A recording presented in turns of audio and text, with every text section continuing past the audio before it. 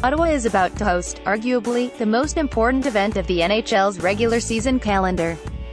There hasn't been as much promotion for it as the annual Winter Classic, but the NHL's celebration of 100 years culminating in a restaging of the first game in the league's history, between the Montreal Canadiens and the modern-day Ottawa Senators, should be a huge, positive event for the host organization. Instead, it's shrouded in a cloud of negativity.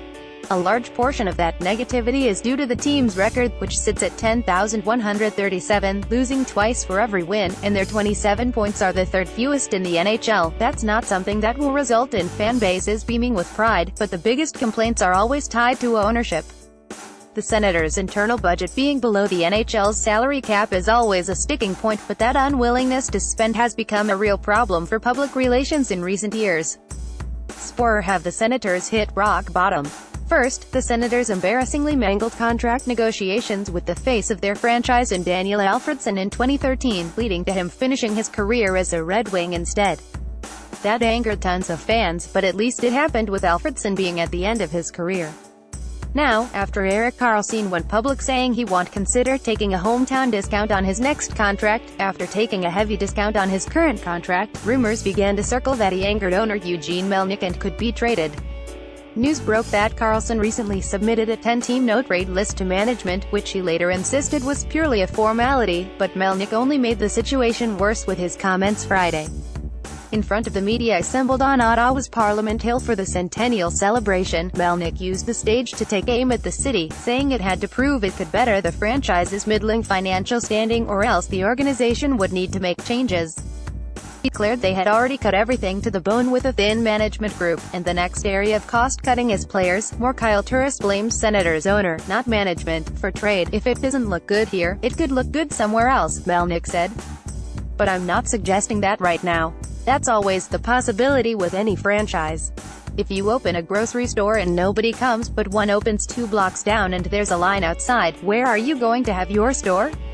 That's an odd sentiment right after the organization seemed to go all in by spending big assets to acquire Matt Duchene, with Melnyk going so far as to mention relocation is an option. Much was made of the Senators not selling out games last season during their playoff run that ended in double overtime of Game 7 in the Eastern Conference Finals. And sure, it would be a better story if they were selling out.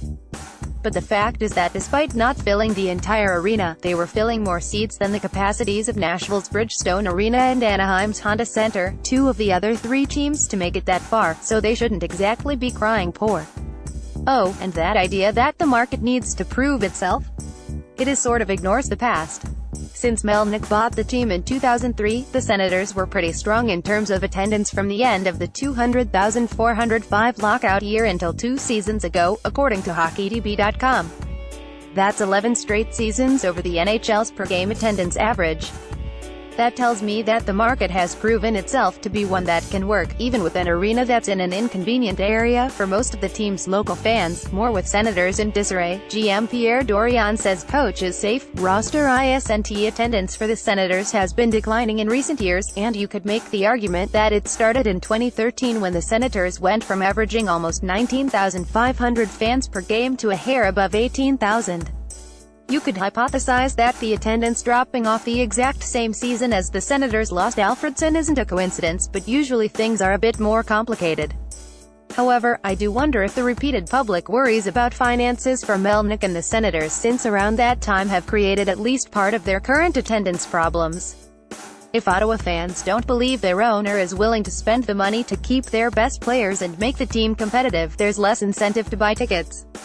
With that said, despite a confusing approach to the game, the Senators had lots of Oni success last season.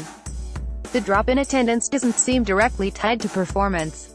The Senators' attendance figures are definitely troubling, and perhaps Melnyk's negativity on Friday was a tactic to push the proposed deal for a new arena in Ottawa proper.